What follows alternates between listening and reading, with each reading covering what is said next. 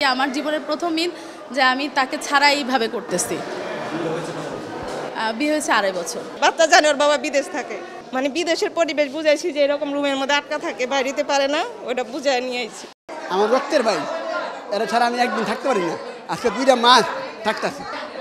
আমরা 2 ভাই একসাথে ঈদ আনন্দ উদযাপন করতাম এবং এবার আমার ভাই 2 মাস ধরে আমাদের বাসায় নাই, তাই এই জন্য আমাদের বাসায় কোনো রান্নাবান্না আনন্দ কিছুই হয়নি, সব বন্ধ হয়ে গেছে। জেলখানা যখন হয়েছে দেখতে আসি নাই, কিন্তু মানে এই মিথ্যা মামলার কারণে বাচ্চায় 3 মাস পর আর কি দেখতে নিয়ে আসলাম। অসুস্থ হয়ে গেছিল গা, বুঝে শুনে তারপর নিয়ে আইছি, কারণ বাচ্চা জানে ওর বাবা বিদেশ থাকে, মানে বিদেশের পরিবেশ বুঝাইছি যে এরকম রুমের মধ্যে আটকা থাকে, বাইরেতে পারে না, ওটা বুঝায় নিয়ে আইছি। অসুস্থ আসলে তো কয়েকদিন, এই জন্য বুঝে না। 3 মাস পরে এখান থেকে 5 মিনিট লাগে না আসতে। হ্যাঁ, কেরানীগঞ্জ চাঁদা চাইছিল দেয় নাই, এলাকার মধ্যে আসলে লাস্টে না পাইরা 9 মাস পর এলাকা থেকে বাসা থেকে ধরে নিয়ে মামলা দিয়ে দিচ্ছে। রাজনৈতিক মামলা, তো মামলা একটাই। হ্যাঁ, এইটা তো আসলে আপনাকে বলে বোঝাতে পারবো না এটার কষ্টটা কি। আমার জীবনের প্রথম ঈদ যে আমি তাকে ছাড়া এইভাবে করতেছি। বিয়ে হয়েছে 2.5 বছর।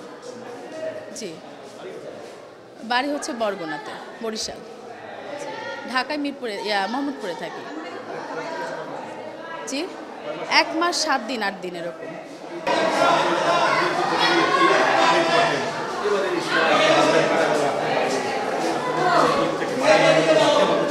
এটা বলে বোঝাতে পারবো না ভাইয়া, এটা বলে বোঝাতে পারবো না। মানে আপনি আর কষ্ট দিয়েন নাই কথা জিজ্ঞেস করে। আর সকাল থেকে এখানে বসে আছি তার সাথে দেখা করার জন্য। আমার বাসায় আর কি চুলা জ্বলে নাই। মানে যে মানুষটা এখানে আছে সেখানে আমি কি করে আমি বাসায় করি। প্রতি বছরই বাবার সাথে ঈদ করতাম, এই বছরে ঈদ করা পাচ্ছি না, বাবার সাথে আনন্দ করা পাচ্ছি না।